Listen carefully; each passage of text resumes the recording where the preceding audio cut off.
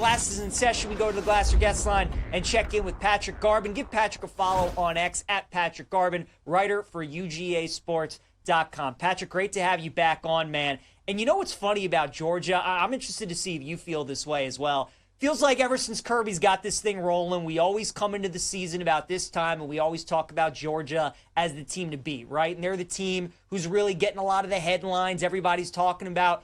Patrick, kind of feels like they're flying under the radar this year with Arch and Texas and all the expectations that they have, and kind of LSU, big year for Brian Kelly. It feels like a lot of people are talking about some of these other teams in the SEC, while Georgia is kind of flying under the radar. Have you gotten that sense? Do you think Kirby and his team kind of has gotten that as well?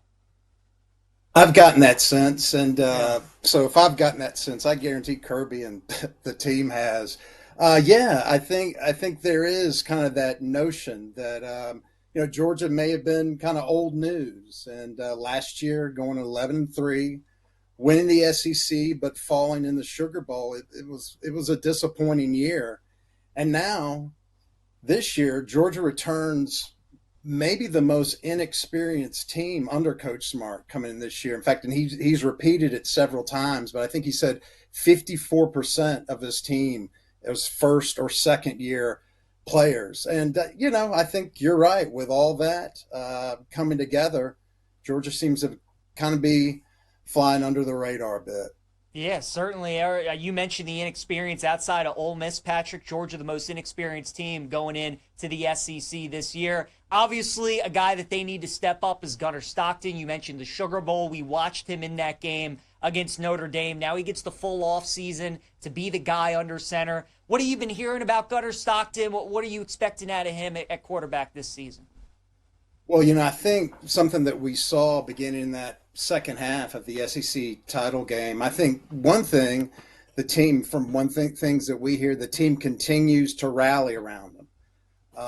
I think Gunnar, one of his best traits is he's probably a quiet leader, a gamer, if you will. I mean, I don't like to use that term, but if there is a gamer at quarterback, it probably is Gunnar Stockton. And I think I think everyone in the room enjoys him, and I think they like him as their quarterback.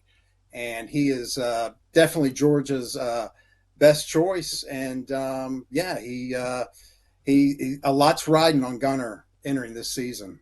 No question. And they're going to need that receiving core, Patrick, to step up around him. That was probably one of the big things about Georgia last year, as we know, is they were just kind of depleted, had some stuff in the offseason at that wide receiver position. Kirby definitely made it a point to make sure that they were kind of set going into this year. They should be good at running back. Delp's coming back at tight end. Do you think Georgia is back to being elite at the skill position weapons, or do you still feel like that there's some question marks heading into the season?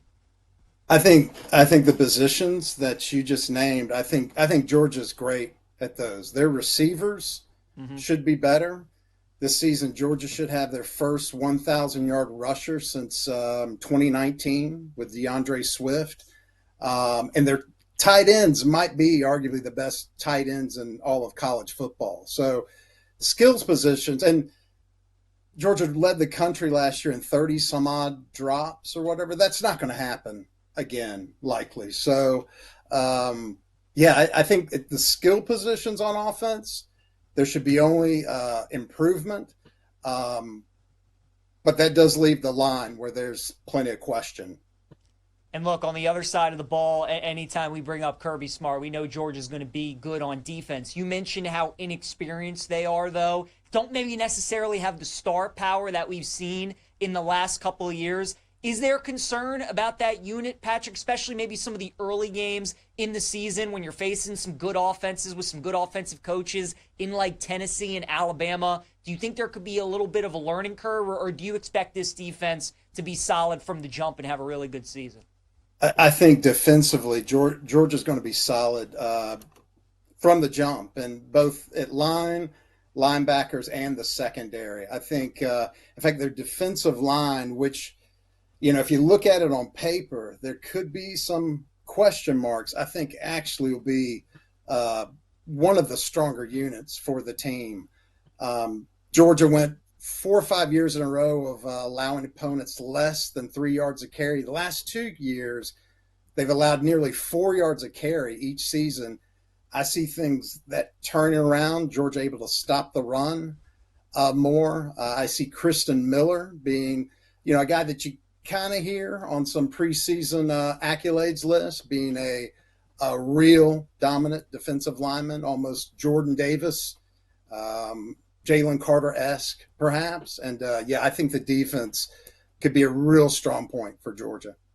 We're talking with Patrick Garbin here on Send It In, writer for UGAsports.com. Give him a follow on X at Patrick Garbin. Let's talk about the schedule, Patrick. Obviously, in the SEC, you keep the opponents, you just flip the home and away. So all those difficult road games that Georgia got last year, going to Tuscaloosa, going to Oxford, going to Austin, they're going to get all those teams in Athens this year. But you still got a road trip to Auburn, still a road trip to Knoxville to take on Tennessee, and then obviously playing Florida in Jacksonville as well. A lot of good teams, difficult schedule. Which one jumps out at you as the game that gives you pause and you think might be the toughest one for Georgia to win? The first one that jumps out to me is at Tennessee. And although I know Tennessee's not going to be as good as perhaps they've been the last few seasons, this will be Gunnar Stockton's first start in like a true hostile environment in Knoxville, and it will be, and it'll be tough.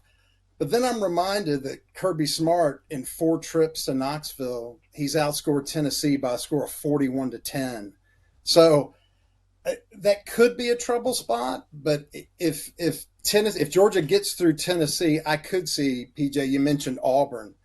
The last 2 years, Hugh Freeze's Auburn teams, although Georgia's been overwhelming the favorite in both games, has kind of hung around and scared Georgia and covered both times. That could be a tough game there, right planted where it is on the schedule, right in the middle, and Georgia have to go there and play there, on the Plains. Is another tough spot. I think as the season goes on, though, Georgia's inexperience will obviously become more experienced, in the schedule would become actually easier. So I see it a tough go perhaps at the beginning. So at Tennessee and at Auburn are the 2 spots I look at. Would you bet Georgia this year, Patrick, if you had the chance? Would you rather bet them to win 10 or more games? It's minus 185, so you have to lay some juice. They're favored to do that, expected to do that. Or would you take a little bit of a bigger price at plus 375 and bet them to win the SEC? Like, do you think, would you play it safe and just bet the wins? Or would you take a little risk and bet them to win the conference again? I think 10-2 is easy for Georgia this year. In fact, I'm really torn between 10-2 and 11-1. So if that's the case, but I'm getting plus 375 win the win the SEC. Yeah, you got to win the SEC though. I'd go. What over 9.5? Would that be? Yeah. Would that be the bet? Yeah, I guess. But I really think that's a safe bet. That's a really safe bet. I feel really comfortable. And then I'll ask you this, Patrick, just looking in terms of national championship, is it a concern for you moving forward with Georgia and all these teams in the SEC because of the rigor of the schedule and how tough it is for them to navigate all these teams? And then you might have to play in Atlanta for the SEC title game, and then you might have to win 4 more games to win the national championship. Like, do you think that that's going to be tough? Do you think this Georgia team is going to be able to withstand all that and win the national title? Because I think that's the thing that doesn't get talked about enough with all these SEC teams, how brutal the regular season is. And then you got to play all these good teams from either your conference or the other conferences if you get to the playoff. Maybe what hurt them last year going up against Notre Dame. But do you think this team could be good enough to win the whole thing? I think what you just said, spot on. I think PJ, it's harder now. It's much harder. And if I may throw in, especially if some teams can buy a lot more talent than other teams, then it becomes even that much. If those teams can buy more than you can, then it becomes even that much harder. So, I mean, there's an idea that Georgia won its national titles maybe at a good time, because it's going to be hard to do that going forward. Does Georgia have a shot this year? Yeah, they totally do. I mean, they're going to be favored in all 12 of their, I mean, as of now, all their Yeah. regular season games and whatnot. But as you said, you get through those, then you got an SEC title game, then you got the gauntlet that's the playoff now. It's tough. It's tougher and will continue to be tougher than 21 and 22. I agree. It's going to be fun again. Not a lot of people, it feels like, are talking about Georgia. It kind of makes me think Kirby Smart and company might have a really good season. Always great catching up with Patrick Garbin. Give him a follow on X at Patrick Garbin, writer for UGAsports.com. Patrick, appreciate the time, man. We'll catch up throughout the season. Have a great rest of your summer. All right, PJ. Appreciate it, man. Yeah, Take absolutely. Care. Yes, sir. All right, guys, let's keep it rolling here on Send It In and talk some more Georgia Bulldogs as Shawnee Sharp right there pulls up the schedule for UGA for the upcoming season. Again, their schedule last year, right? I mean, you think about some of these road games that they had at Tuscaloosa to take on Bama, at Austin to take on Texas. They played at Ole Miss in Oxford. They did win one of those games against Texas, which is probably the reason they got in to the college football playoff. The schedule is going to be tough again. Yeah, you get all those teams at home this year, but as Patrick was talking about, those two road games at Tennessee, week 3, Gunnar Stockton making his first true road start is not going to be easy in Rocky Top. And then the road game at Auburn. I remember 2 years ago, as Patrick was talking about, Auburn under Hugh Freeze has played Georgia tough the last couple of years. And when they made the trip to the Plains a couple of years ago, after they won the game, Kirby Smart was talking about what a great road environment Auburn is to play in, how difficult it is to play in that place. And obviously a rivalry game, the oldest rivalry in the Deep South, Auburn and Georgia. It's going to be a nasty game. It's going to be tough. It's going to be physical. So don't overlook those two road games, Tennessee and Auburn. And certainly last year, Lagway and Florida, they had that game tied in the second half against Georgia. So that could be a tricky one as well. It's just tough. It's just such a tough schedule. And it's something to keep in mind as we do all of these SEC previews. There are a lot of really good teams in this league, but it is so hard nowadays for these teams to win a national championship, as I was talking about with Patrick. Look at all these teams that Georgia has to play, right? Look at all these top 10, top 15 teams that they're going to have to play in the regular season. Then if they make it to the SEC title game, you're playing another great team. And then if you get to the college football playoff, you got to play 3 or 4 more great teams. Look at the 2 teams that were in the national championship last year, right? Notre Dame and Ohio State. Notre Dame, they had their week 1 game against Texas A&M, which was a tough game early on in the season. After that, what was their toughest game? At USC, who was the best team that they played until they got to the playoff? Then how about Ohio State? All right, you have the game against Oregon. You have the game against Penn State. You have the game against Michigan. 3 games that are physical, tough, against a lot of NFL players, but you're well rested going into the college football playoff, and then obviously they make their run. These SEC teams, I mean, it's a war playing all these teams, especially a schedule like Georgia. So it's something to keep in mind. It's why I'm not betting Georgia to win the national championship. I would look at these SEC teams to win the league, and then you kind of reassess the health situation going into the college football playoff. Or if you're just getting a really good preseason number on one of these teams, obviously bet a good number if you see fit. But it's tough at the top with a lot of these teams and the value that you're getting on them to win the whole thing, because I think the SEC is at such a disadvantage with the schedule that they have opposed to some of these other conferences, and kind of that balance of power that we talk about. Every SEC team this year is playing a non-conference game against the Power 4 team except Ole Miss, and the only reason Ole Miss isn't playing one is because Wake Forest paid them $750,000 not to play them this year. So Georgia obviously gets Georgia Tech at the end of the year, who could be one of the top teams in the ACC. That game is going to be in Atlanta, so a neutral site for them. It's a tough schedule, though, for Georgia.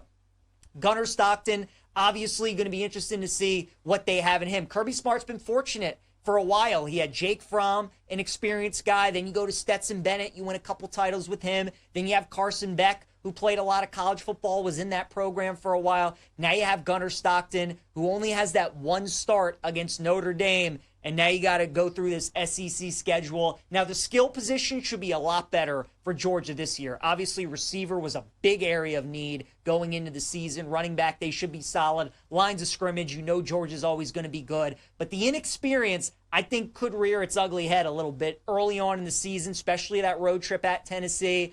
And Bama's had their number. Nick Saban obviously had Kirby Smart's number. DeBoer beat him last year. We'll see what that looks like going up against the Tide in Athens this year. It's the first time Kirby has played Bama in Athens, so that's going to be a fun matchup to watch. But no bets for me on Georgia. I think all of their lines are about right. The win total at 9.5. I wouldn't lay that juice at -185. There's just too many good teams on that schedule. And if I would bet Georgia, I would rather do it for them to win the SEC than for them to win the national title. I just think their schedule is too tough. I think it's going to be too tough for them to make it to the college football playoff, beating all those good teams, and then win 3 or 4 good games. I'd rather just bet them to win the SEC at +300. So that's my feeling on Georgia. But again, what scares me, and I'm sure you guys feel it too that are listening to this right now, we're talking a lot of Texas. We're talking LSU, South Carolina, Oklahoma's starting to get trendy, A&M's starting to get trendy. Are we forgetting about the team that won the SEC last year, that is the best coach in college football? It's a little scary. So excited to see what Georgia does for the upcoming season.